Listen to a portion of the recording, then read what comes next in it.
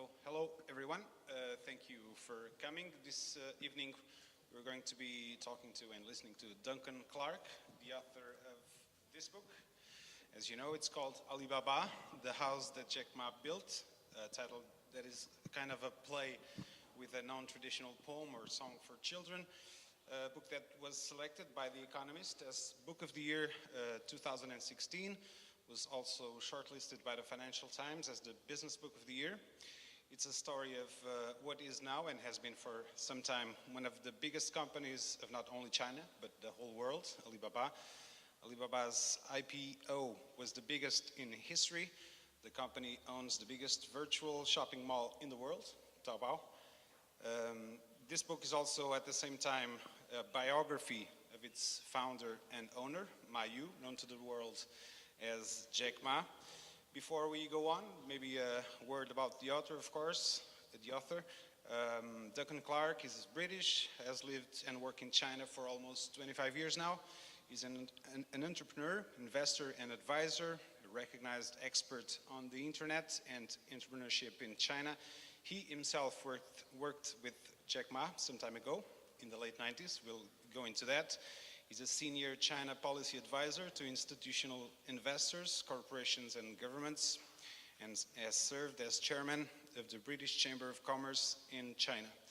He's the co-founder and early-stage investor of a number of technology ventures, and is the founder and chairman of BDA China, an advisory firm, a company founded in '94 after working with Morgan Stanley in London and Hong Kong. He's also an independent director of Bank China in Shanghai, a member of the board of trustees of the Asia Society in New York, and serves on the international board of Wild Aid, the San Francisco nonprofit, whose mission is to end the trade of illegal wildlife in our lifetime. He's also a visiting scholar at Stanford University and a visiting fellow of the Institute of Global Affairs at the London School of Economics, where he graduated. Okay, so once again, thank you for being with us tonight. This book traces both the story of Alibaba and the story of its founder, like I said, and in doing so, it does tell an important story, an important tale about modern-day China. You call him the face of the new China. This is an interesting story, of course, very interesting material to begin with. And you were, in some way, you were in the front row seat to watch this amazing development back in the 90s. I would start by asking you, who was the man you met in 1999, and what was his vision? Right, thank you very much, and thanks for having me tonight. I was very impressed by Jack from the beginning, almost as a stand-up comedian. I always thought he could do stand-up comedy as a career. He's a very funny person. If you actually go on YouTube or on Chinese equivalents, you'll see he has a large following. Back then, in '99, when I met him, was a few people. But what was interesting, I mean, he'd founded the company. There were 18 people who founded the company, including himself, his wife, and the others. Most of them had already worked with Jack. So the first thing is, when you met Jack, you didn't really meet Jack, you met a whole team, and today the team has grown, it's 50,000 people, and now it's very difficult to have a one-on-one conversation with him without that. But even early on, he has almost disciples, and I sort of talk in the book about the unique kind of company culture. And I felt that when I went into this little apartment where he had founded the company, there were all the shoes were at the door, there were pot noodle boxes, and I actually noticed in the bathroom all these toothbrushes jammed into coffee mugs because the people hardly ever went home and they were basically working around the clock. So, all startups have that element of, like Google and Yahoo started out this way, but not with so many people working together for so many years, even before the startup. So I knew that he was somebody who had a great ability to communicate, and his mission, his ambition then, is the same really as today. He says making it easy for businesses everywhere. I mean, and he's single-mindedly focused on, he almost has this like religious faith in the internet as the ability to change everything and to solve many problems. And to some extent, China now is looking at the internet, right or wrong, as a way to govern, from the government standpoint, and from consumers to sort of embrace it for their own lives. So Jack, I think, had this infectious enthusiasm for the internet. He was passionate about it. And it's interesting because, as I think everyone knows, he was a famously loser guy Yeah, in several ways. He was rejected in a number of job applications, including KFC. He applied. He now failed. owns part of KFC. Actually, Yeah, so. so got his revenge there. He failed 10 times to get into Harvard. He does not know much about programming, but he must have done something right. What was it? Well, I think knowing what he doesn't know is he's always been. I mean, I think he exaggerates a little bit. I mean, he got very far by having people underestimate but that's not his strength anyway. Being underestimated was his strength, I would say. He cultivated that. Okay. And, we shouldn't be naive. I mean, behind this talk of, I know nothing, I'm an idiot, there's a strategy there. Okay. And one thing that was interesting doing the research for the book, I went through all of his speeches in Chinese and in English. And actually, he's often giving the same speech. I think he has about 17 points that he typically makes. 17? Well, it's like a stand-up comedian. They have bits. A stand-up comedian doesn't just invent everything on the stage, right? So Jack is able to understand the audience, kind of calibrate, and make stories that resonate to the room, which was strategic for him. And so you'll actually see, I mean, for example, he talks a lot about Forrest Gump, the movie. Even today, he's inspired by Forrest Gump. He talks a lot about Chinese history. He talks a lot about General Electric and Jack Welch and the gold. He has these standard sort of things, but he melds them together in an unusual way, which one is motivating for the staff and keeps them consistently focused. But also, I think it broadens his appeal beyond the tech community. As you said, he's not a tech guy. He was an English teacher, and I describe in the book how he actually was a self-appointed tour guide. He would walk up to people in the street when he was 10, 12 years old and offer to show them his town, and he would practice his English this way.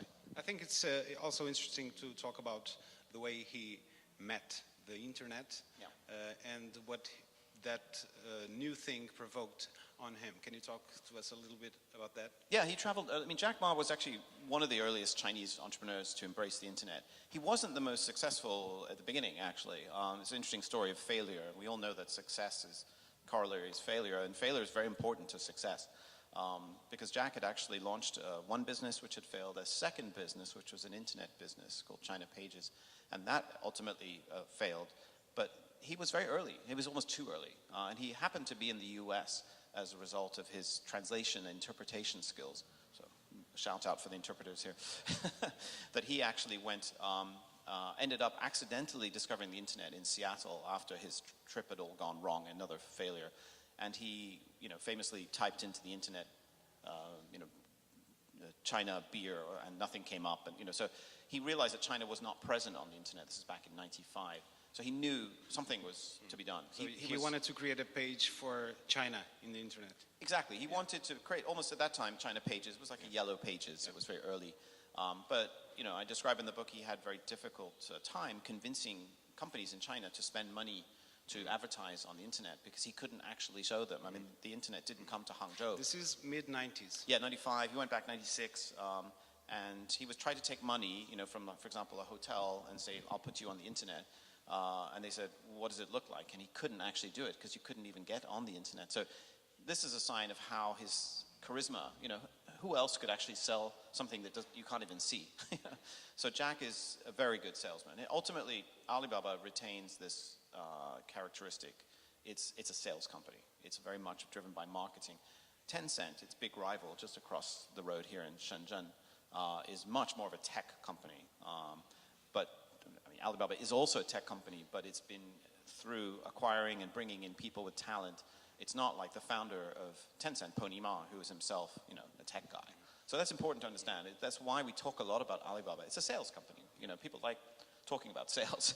Tech engineers and, geeks are not always very good at communicating what they're trying to do. That's very different with Jack. As was already said, you met him on an early stage. Yes. And I think that on writing this book, you had also one thing that worked for you, which is the fact that even before he was known, he was already being filmed by some other guy, a friend or a co-worker was filming him for a long time. Yeah. So there is footage of him trying to convince officials, That's right. trying to sell this idea to many, many people. Yeah, and failing, you know. And actually, when I first met him in Hangzhou, already, as I mentioned, there were people around him, but we went to Harvard together where he didn't famously get in. We went to speak at Harvard. And as I met him at Harvard Business School, there was a camera crew following him. This is early 2000, January. And I said, "Oh, is this sent by Harvard?" And he said, no, this is my friend. She's been filming me for 5 years. And I recently found the footage, actually, of myself and Jack walking. And he has this like crazy yellow scarf around his head. Looks like, you know, he's quite eccentric. But I assume you've watched all these videos. Yeah, I have seen those. You speak Mandarin fluently? I speak Mandarin, yeah. So I didn't then, actually. It was interesting. One of the reasons I like Jack so much is I could speak English to him. But no, so he's a very flamboyant personality. And the fact that, you know, his classmate had already been filming him for years. And don't forget, a lot of these people followed him from failure to this, you know. And a lot of them stayed in the company for a long time. In fact, a good number of them are still active in the company. And, you know, the company's quite old now. It's founded in 99. So this is unusual. I think, you know, we're seeing this family-style purchase. It's not for everybody, by the way. And sometimes a company would be bought by Alibaba. For example, Yahoo China became part of Alibaba as part of this deal when Yahoo invested. And the Yahoo China employees were used to more Silicon Valley style culture, and suddenly they had to be doing the company song and singing and marching together. It's a unique company culture, and Hangzhou is a part of that success for Alibaba. Hangzhou is not Shanghai or Beijing, or, you know, he could basically create his own culture there. Because there were no other major employers. So he's a big deal in Hangzhou today. What is it that defines the business culture in Zhejiang?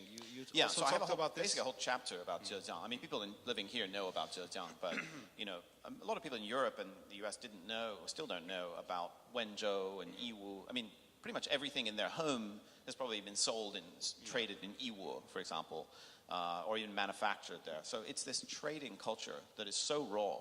I've lived in Beijing and I've lived in Shanghai, but I've never lived in Zhejiang. I've visited, but I keep discovering more layers of this raw entrepreneurial spirits. And actually, in my research, I went back and, you know, probably even during the Cultural Revolution, there was like trading of stuff going on. And very soon after Deng's reforms, like, wow, Zhejiang started to take off without any benefit from central government. You know, in fact, if you look today, some of the first private roads, private airlines, private anything came from Zhejiang. You know, in Guangdong, we know a lot of the manufacturing, of course, around here was made by overseas Chinese or Western companies. Zhejiang kind of was serving the local market locally, you know. So, and then it just started to scale up. And so Alibaba really benefited from being based in the heart of this entrepreneurial soup, I guess. It's a very rich soup. Very tasty.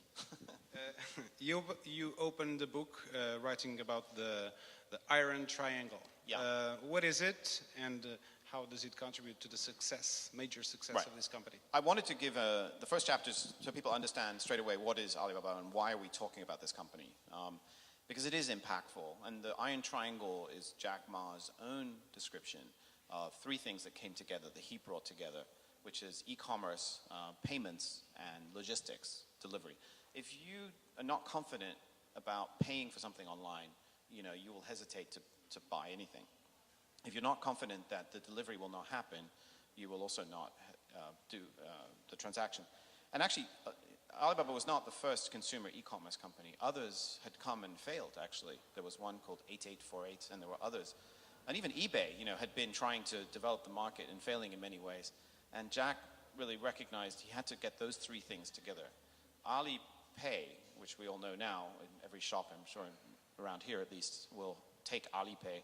That was founded in 2003, the same year that Taobao, as you mentioned, the world's biggest supermarket, was founded. It's no accident. Alipay and Taobao go hand in hand. And also logistics companies. Alibaba doesn't own all of these logistics companies, but Zhejiang is home to 3 of the 4 largest logistics companies, so the courier companies, without which, you know, the goods just wouldn't get there. Is there any relation between Alibaba and these companies being born there? I think there is. Some of these early companies were actually a town called Tonglu, which is about 100 kilometers from Hangzhou. Interestingly, like several family members, are related to each other. These different companies. It's a classic Zhejiang story. Very interrelated networks. It's as though FedEx and DHL and UPS were all from one small town in Tennessee or something.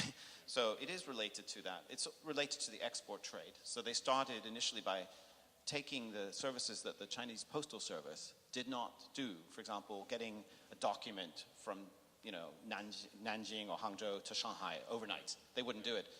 It's actually like the US. If you look at the history of Wells Fargo and the US Postal Service, the gold rush created a lot of independent couriers and financial institutions. Actually, China is kind of following the same. We see now Alibaba is becoming a major player in finance. It goes back to the fact they were active in this kind of commerce very early, and the state wasn't. The US Postal Service famously didn't do things that Wells Fargo did in the 1850s.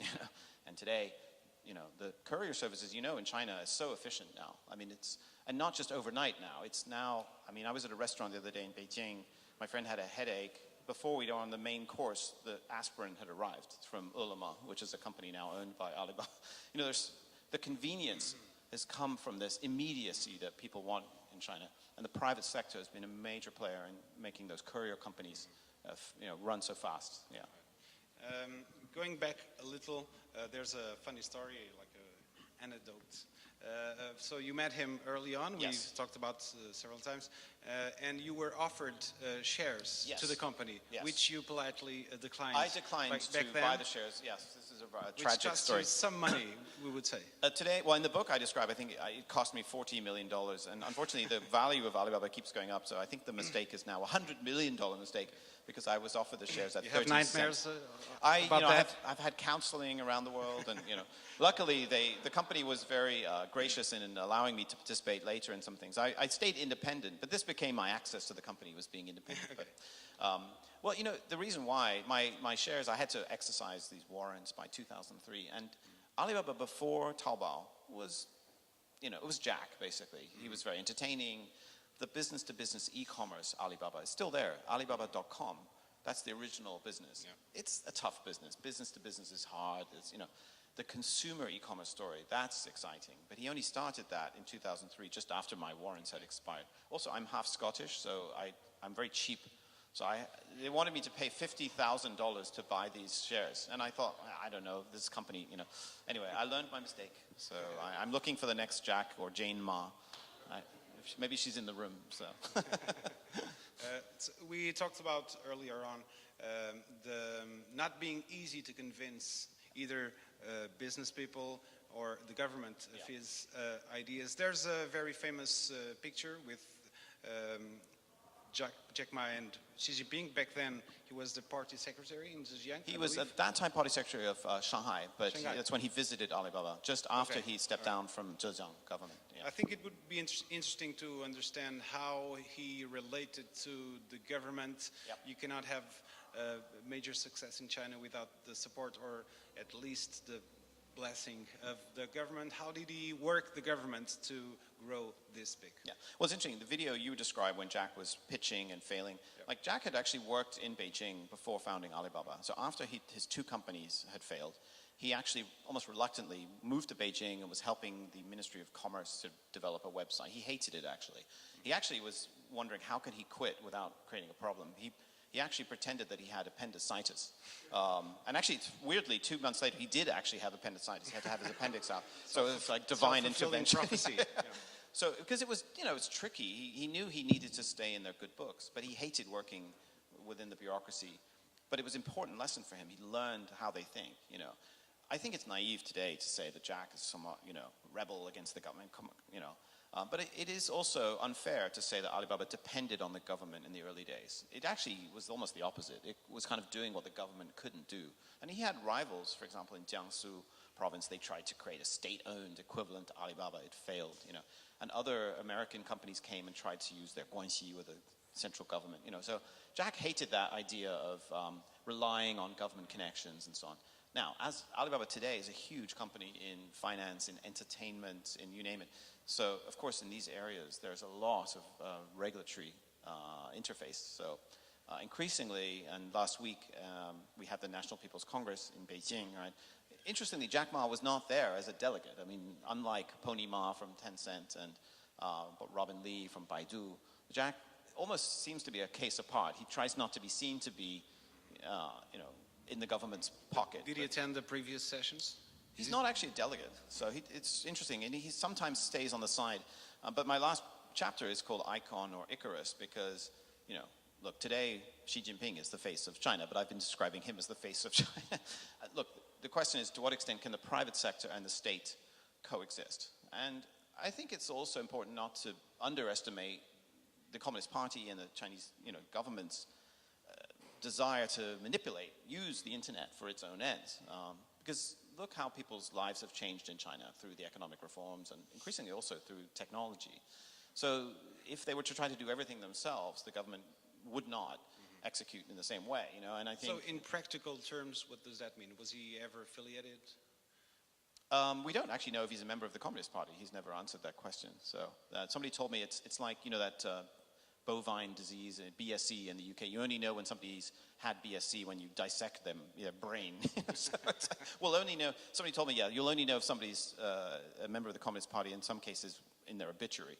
But I hope that's a long way away. But I mean, I think it would almost be unhelpful to Jack Ma to be seen to be part of the, you know, the state and the government. And I don't think he is, but I think it's also naive Maybe to say. especially now, after this big success. Well, the big question is, what is the relationship between the private sector and the state? And we know that Xi Jinping has a very, you know, robust vision of how state-owned enterprises should, firstly, you know, cut their losses and grow and, you know, be defended. Because previously we saw, you know, decades of effective reduction of the state.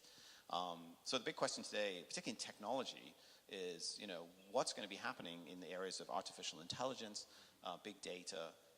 The government actually needs researchers and needs innovation, but also some of these companies need the resources of the government. So we're entering a sort of, I don't want to use the word brave new world, but I mean, I think we are entering a new era now.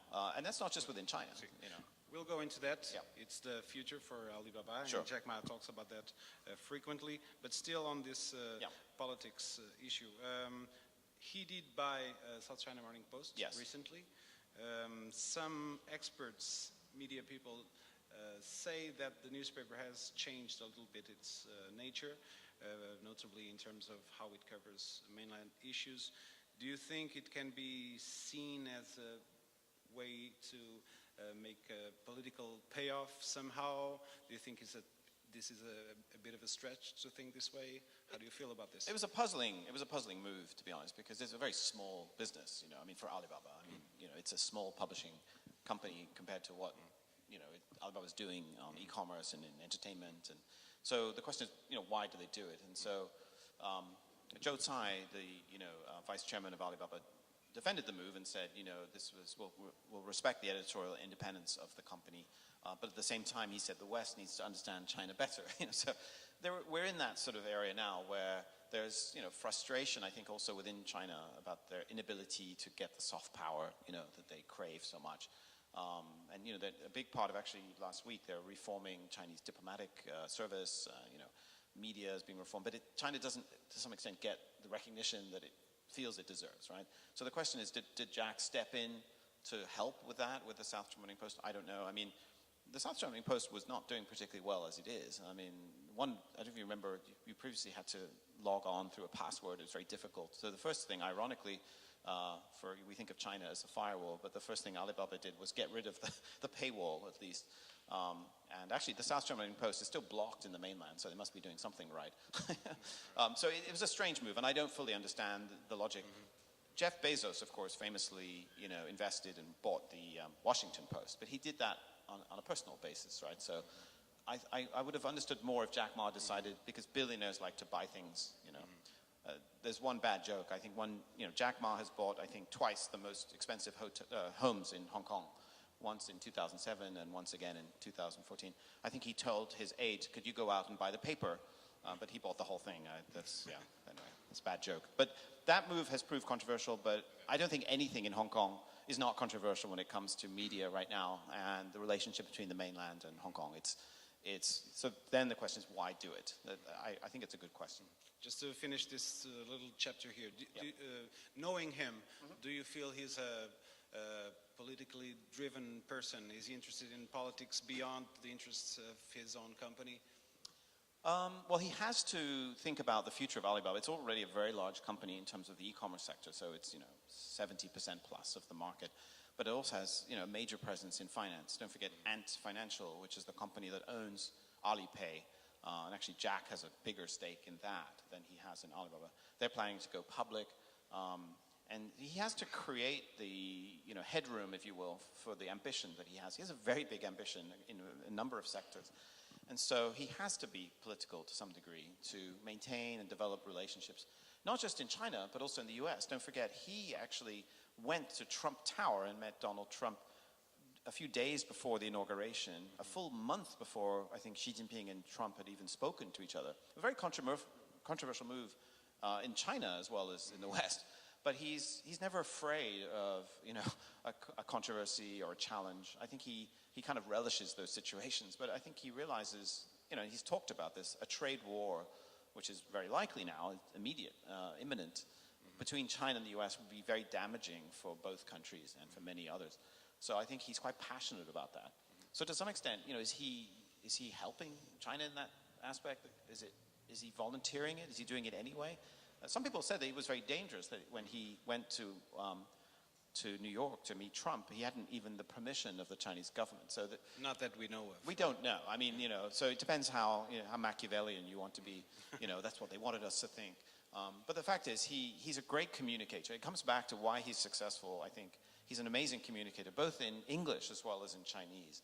And there are very few Chinese figures who are crossover, who are able to work equally well in English as they are in Chinese. So I think he has, to some extent, his story is the American dream made in China. And actually, you could see Trump. I'm not endorsing Trump in this at all, but he was pointing at Jack, in the lobby of Trump Tower, saying, "Heck of a guy," And there is this sense that Jack Ma's story is quite attractive to Americans because it is the American dream. Yeah, self-made man. Yeah, self-made man.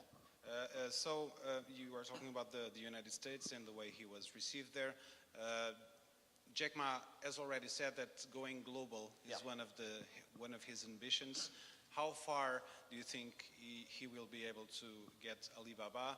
Do you think it's going to be not a Chinese company, but a global company from China as if by accident? And do you think it's going to be able to cater to global, worldwide consumers? Yeah, great question. I mean, what does a global company look like from China? We haven't really seen it.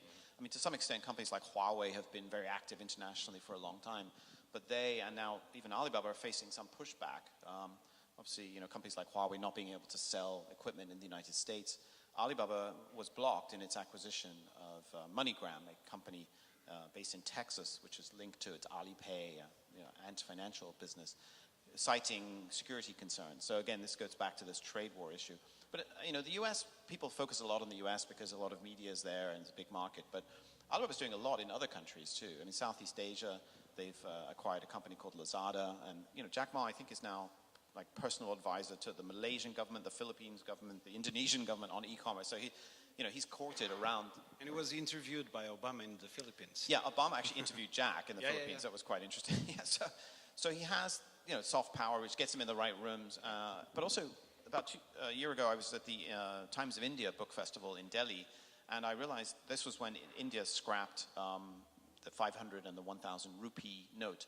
And actually, a company that Alibaba had invested in called Paytm was suddenly extremely useful for daily life in India, and that's been a very good investment. So India is a major battleground now between the Chinese internet players and the US. Amazon, Jeff Bezos has said he's not going to lose India like he did China, but they're pouring in billions every year. And so it's interesting that China in third countries, I think, is increasingly popping up. Didi from China recently bought a Brazilian company called 99, a ride-sharing company. So to some extent, I think there's a lot of room for Chinese companies in fast-growing emerging markets, and also in Europe and other markets, more developed markets, which are maybe less politically sensitive. Well, that may change, though. But Alibaba has a major push in Europe to bring European brands to sell into China. And it also has major ambitions in cloud computing. Amazon is the global leader in cloud computing, but there's a big fight to who will be number two. Alibaba has ambitions in that area. We're talking about going abroad. going global, so to speak. But there's still lots to win and lose in China, Yep. because there's hundreds of millions of people who are still going to be able to use this kind of services that Alibaba provides. Do you think Alibaba will be able to stay ahead and beat the competitors, or is it getting increasingly hard to do so? Well, its principal competitor in e-commerce is a company called Jingdong or JD.com, which I'm sure people in Macau also use. It's more like Amazon in the sense that it's much more directly involved in logistics. It also owns the products, so you buy from them. The fight is very bitter because JD.com is backed by Tencent. And the even bigger battle really is between Alibaba and Tencent because of WeChat, which I guess is very used in Macau as well. I mean, WeChat is better actually than Alibaba in terms of mobile experience, right? Everybody uses WeChat. WeChat payment is now overtaking Alipay in some areas. So I think the big battle is how do they fight Jingdong and its sponsor, Tencent, and also others that are popping up in different areas. But yeah, there's some degree of big tech concern now. Even I was just reading Tim Berners-Lee, the founder of the World Wide Web, criticizing today US tech companies and saying, they're too big. We need to regulate, the GAFA, the Google, the Amazons, the Facebook. Some debate is happening in China also that Alibaba and Tencent themselves are too big. Although from the consumer standpoint, it's been a good time to be a consumer in China because there's been this battle. For example, subsidies when they were both fighting to create Didi, the Uber of China. At one point it was, you were getting paid to ride, the driver was being paid 3 times. Alibaba was giving beer to drivers in Beijing to drive, which I didn't think was a very good idea. But it was this level of the consumer has been totally spoiled. So we haven't seen price gouging. And one thing that's very interesting, the Chinese government is not often allowing companies to become very unpopular with consumers. The Chinese government is always concerned about stability and the mass opinion. Whereas actually in the US, and I'm part-time resident in the US, I find I pay so much for things like my cable or my flights, and the service is terrible. So to some extent, Chinese consumers are getting a better deal, partly because the government is keeping an eye on these companies, make sure they're not gouging. So it's a very weird competition. It's sort of, they probably compete more than they should if you think they were an oligopoly or, duopoly actually.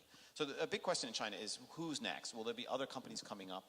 And we start to see some like Toutiao in news, or, we are seeing companies coming up that might challenge the Alibaba and Tencent. And Baidu is trying to make a big comeback. So it's Since you're an advisor and an expert on this area, what do you think is going to happen? Where would you put your money? Well, one thing is true. I don't think I would put everything in the US anymore. And I had a column in the Financial Times about 6 weeks ago. Today, if you look at the BAT, the Baidu, Ali, Tencent, those companies are already a third of the big US companies like GAFA, right? And China's still growing very fast, and these Chinese internet companies are growing more international. So I think today you would be wrong to think you could just invest in Silicon Valley and that's it. And increasingly people in Silicon Valley, like Mike Moritz from Sequoia, are saying you have to go to China to understand the future of some things, like payments, for example, or even these bicycles that are polluting the streets everywhere. And they're actually very useful, I find. But China is increasingly a part of the global tech game, and particularly in artificial intelligence in this area. So I think if you're investing today, you can no longer just think that you're done with the US companies. And the big question is, where's Europe in all this as well? I don't know. I mean, Portugal, I guess, is seeing some interesting clusters of tech talent. But I think, the Chinese... A different scale, I would say. Different scale, but, we might have Spotify, the IPO and things like that coming. But I think the Chinese are going to be part of the global tech game. And actually, they already were, because a lot of the engineers in the US tech companies came from China and India, right? But now we see Chinese internet companies are at the top table. So as an investor, I think you need to understand what's happening here. And I was just in Paris last week, and I was, there's a long taxi line at the Gare du Nord, and I saw a Chinese mobike, and it cost me 1 euro cent to get on the bike and ride, So, that was an interesting experience when like a Chinese company is, offering something in Europe that wasn't available, otherwise. So you're beginning to see things like that happening, yeah. So let's move on from bicycles to cloud computing. Yes. Which is the next big thing for Jack Ma and many people. Yeah. He says it's one of the major priorities of the company. Yeah. how do you see this new emerging market and even concept? What is it about, and what can it do for us? Well, cloud computing is very attractive to Alibaba, just as Amazon, looks to Amazon Web Services, or what they call AWS. Why? Because actually, if you host data and you sell access to data, big data, it's hugely profitable. Well, firstly, you have to respect the privacy of the data. So this is a question for the image of Chinese companies overseas, but I think equally for US companies, privacy of data is a big issue. But the ability to actually sell bits or capacity versus selling products, for Alibaba and also for Amazon, it's tough dealing with logistics and, things break and returns and all this stuff. The profits in cloud computing are so high that, a lot of people are very interested in getting into that business. And actually, Alibaba versus Tencent is interesting because Tencent has a lot more consumers with WeChat. But a lot of small businesses need cloud computing to host their website, to take care of all their payroll and other things. So actually, Alibaba, I think, has a much stronger position than Tencent in this area. But the reason they're following Amazon, it's a hugely profitable business for Amazon. And it gets them away from these issues. Also, we didn't talk about intellectual property controversies, fakes that are sold online and lawsuits.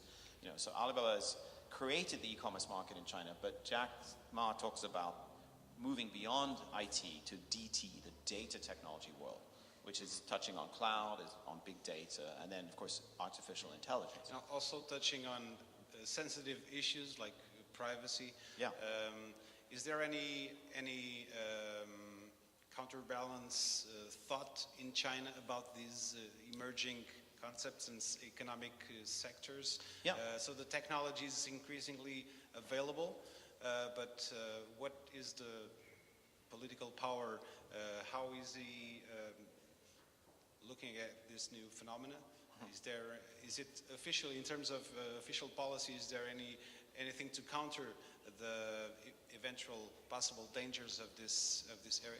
Yeah, well, firstly, companies have to be mindful of their reputation, even in China. So, for example, a few months ago, Alibaba has something called Sesame Credit. So when you're buying online and using Alipay, there's all this data that is being generated. And they were automatically enrolling people into this program without actually getting permission. Jack Ma, famously, heard about this and was furious and said, we must stop this, because there was a consumer pushback. We are seeing much lower issues than in the US, and particularly Europe has the highest issue about data privacy and things like that. US think they do, but they get hacked all the time, like Equifax.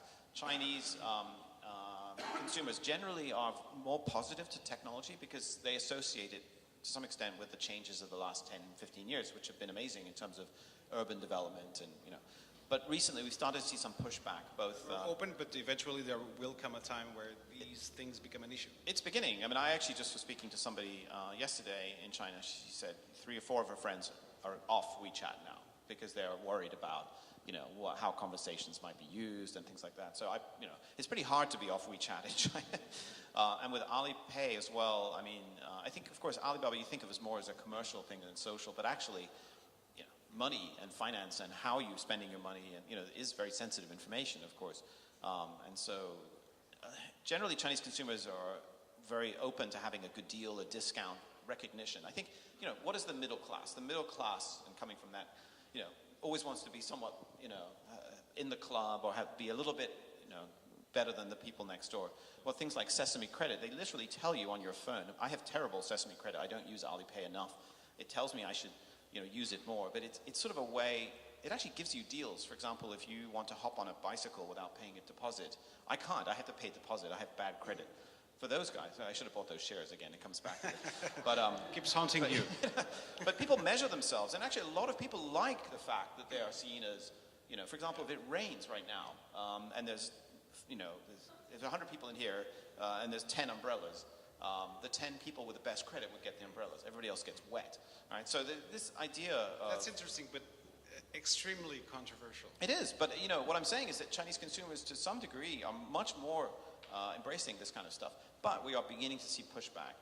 And then the big question is, if those companies feel their reputation is being tarnished, and then, of course, if the government is realizing, there's a pushback more broadly. Like I said, the Chinese government is more afraid of the mass kind of sense of things. Even if I have a friend who is an expert on East Germany. He was, and the Stasi in East Germany, not to sort of exaggerate things, they were more interested in why people were complaining about the price of cabbage than talk about politics. Because if the price of cabbage was going up very quickly and people were complaining, that's systemic risk.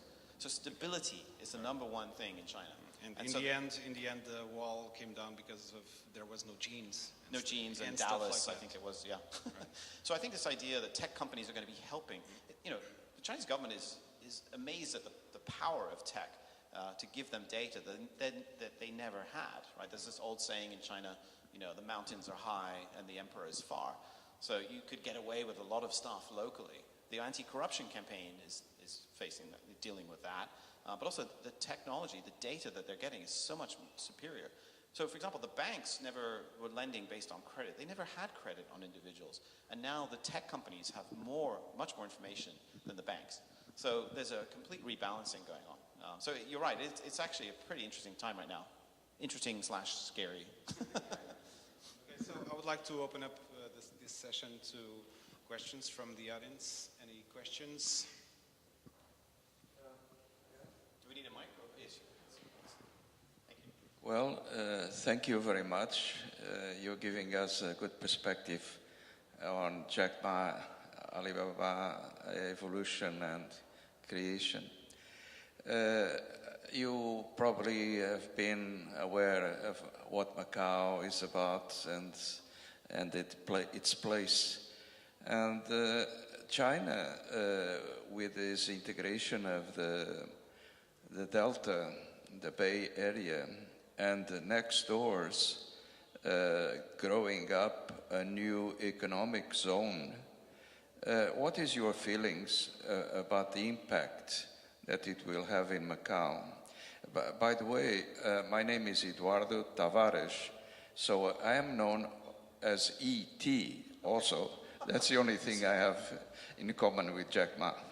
Yeah, so Jack Ma likes to, well, ET stands for English teacher as well as extraterrestrial. So that, and Jack Ma now actually owns a stake in Steven Spielberg's production company, Amblin Entertainment. So there's a lot of, so with ET, you're in good shape.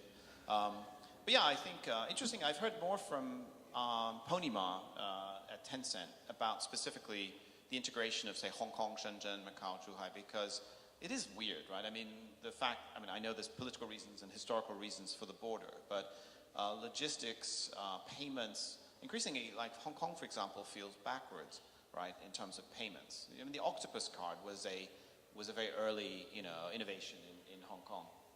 It is octopus, right? I was confused with London, which is the oyster. Yeah, the octopus card.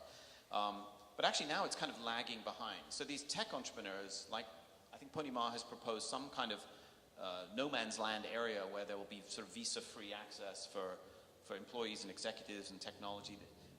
Technology companies don't like borders in the sense that it's limiting their own market, but also the flow of capital and technology. And you're right. I mean, the idea for Greater Bay Area is to integrate, logistics, payments, flows of people. There's huge political sensitivities to that. Maybe less here than Hong Kong, I don't know. But I think the tech entrepreneurs are very interested in sort of solving this, if you will, because that's what engineers do, is they solve problems. I think they're going to be facing a lot of challenges in that area, but with the new bridge opening, when? Soon. We're going to see, increasingly, I think already consumers, I find this as well. I'd rather be a consumer in Shenzhen than in Hong Kong in many cases, because I'm so used to the speed, the ease of these things, And Shenzhen is booming in a way which, is unimaginable, right? Even 15, 20 years ago. I mean, we've talked about this growth, but in tech, because of companies like Tencent, it is really a powerhouse globally now. And, every tech investor or, executive now has to make a trip to Shenzhen to see, what's happening. So in terms of that integration, I think entrepreneurs and government increasingly are going to be working together on the Chinese side. We saw that just last week at the National People's Congress. So coming up with solutions, which we'll see. I mean, actually it was interesting, the stupid Brexit, which I'm opposed to, but Theresa May was in Beijing in January and met Jack Ma, and he was giving her ideas because they have this huge problem with the Irish border, right, with this, crazy single market idea to leave the single market. So apparently she was extremely interested in ideas that Jack Ma had about, like, you know, how e-commerce companies deal with things like this. So we're seeing increasingly big tech. You know, it used to be big tobacco and big pharma. Today, big tech, these very powerful tech companies, are having major political influence and discussions at the top level with government. And I think a lot of people say it's easier to affect change in technology than it is in politics. So we're seeing this will play out very interestingly in this area, I think. I don't know exactly how, but I think generally a pro-engineering, pro-tech culture in the Chinese government is allowing tech to grow even faster than it is in the US. The US is run by lawyers, for lawyers, right? China's run by engineers, you know, so it's a very different approach. So people are more pro-science, pro-tech, generally. So this is a fertile climate for these companies. But when it comes to local border issues, it's tricky, yeah. It's worth reminding that Jack Ma is an official advisor to the Macau government nowadays. Oh, he's here also, okay. Yeah, and there's an agreement in place for the creation of a computing center, cloud computing center, and big data platform for the creation of a smart city. The agreement is, I think, from 2017. With the government of Macau. Yeah, okay. something like that. Okay, another question from the audience.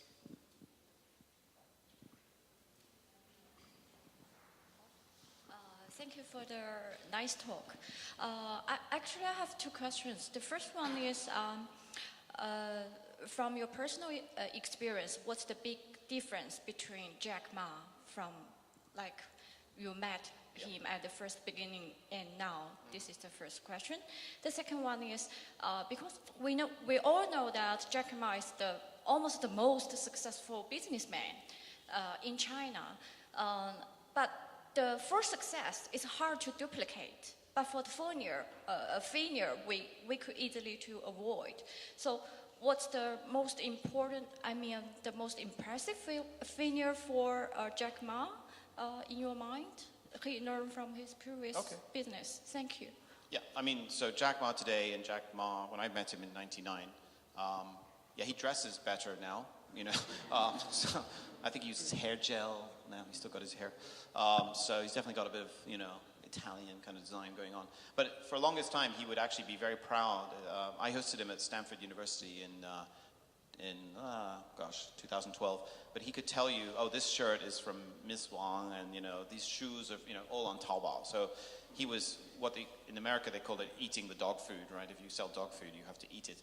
So he was very proud of the fact that he knew every story of every, you know, little merchant that he came across, and, you know.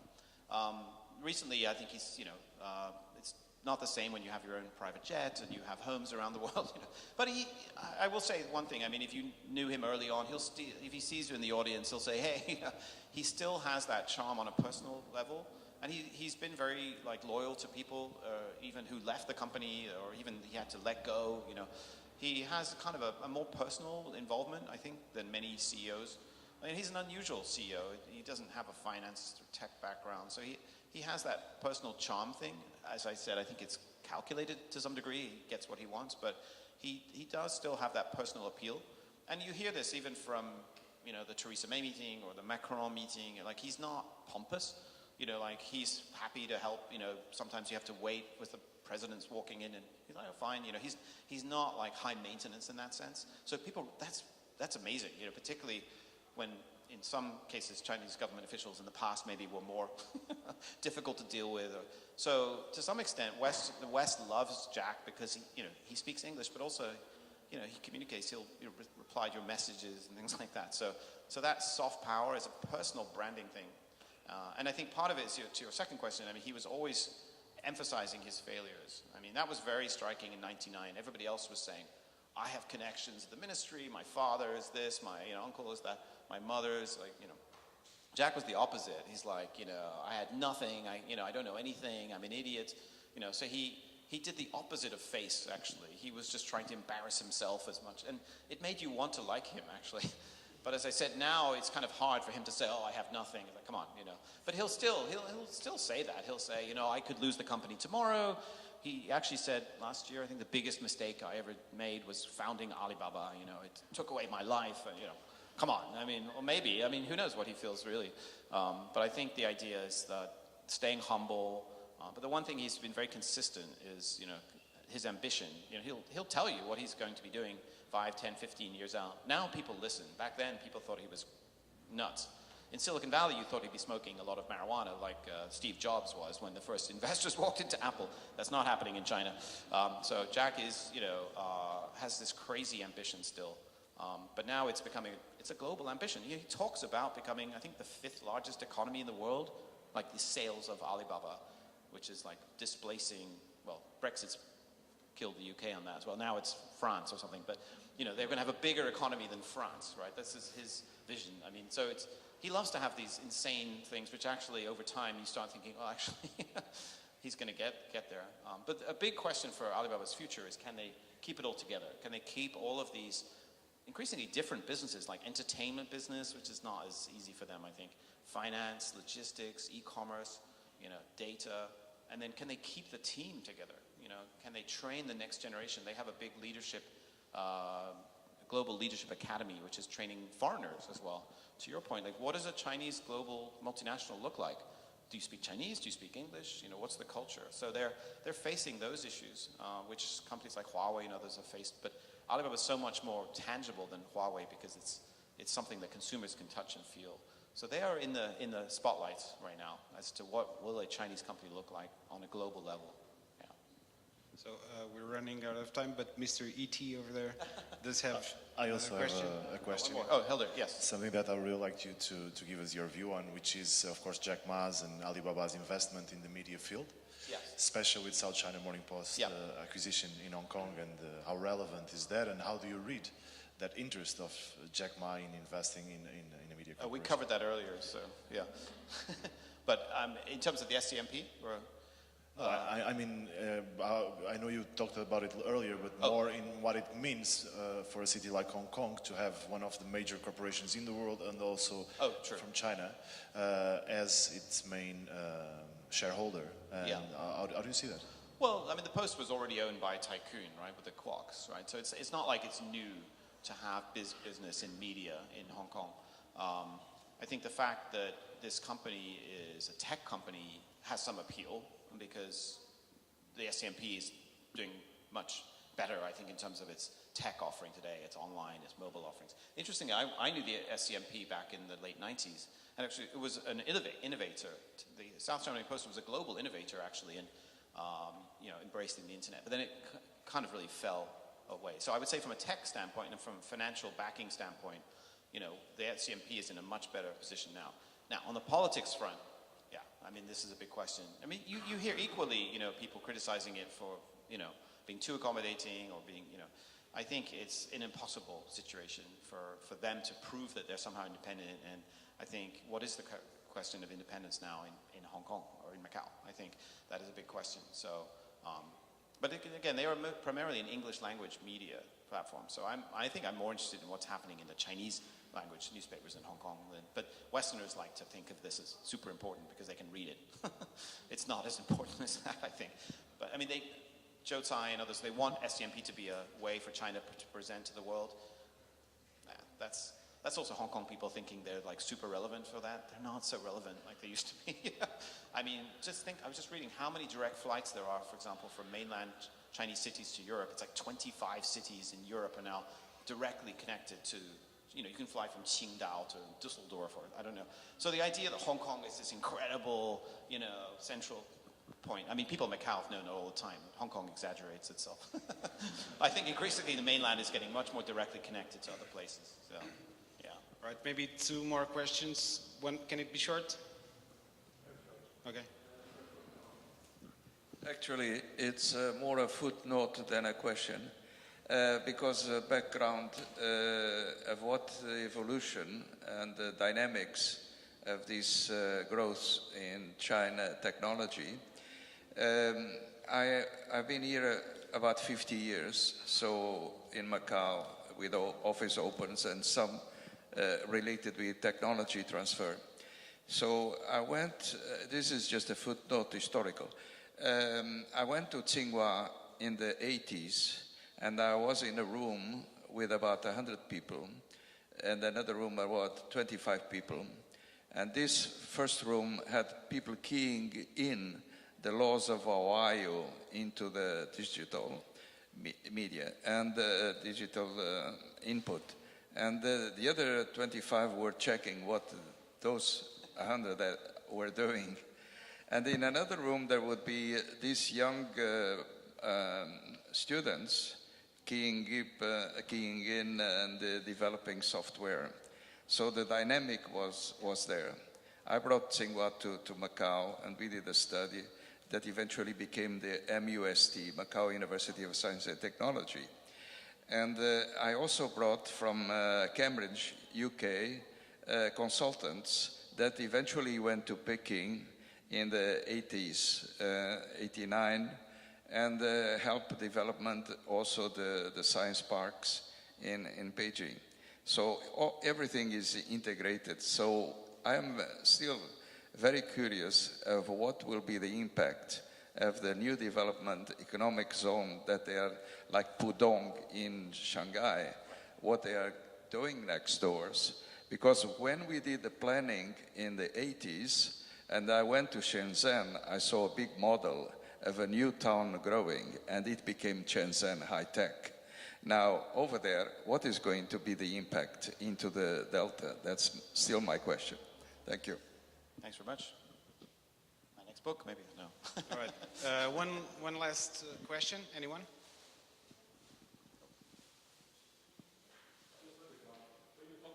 When you talk about Shenzhen, you can talk about also Hengqin, next door to Macau also.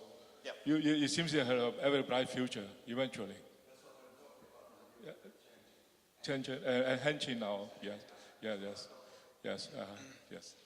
Thank you. Last chance, anyone? We'll have the real estate discussion at the back. There'll be some brochures. All right. If there's no more questions, we'll. Thank you very much. All right. Thank Obrigado. you very much Thank for you. coming. And stay tuned to this edition of the Script Road. There's, as you know, many events and authors coming up. Stay tuned. Thank you.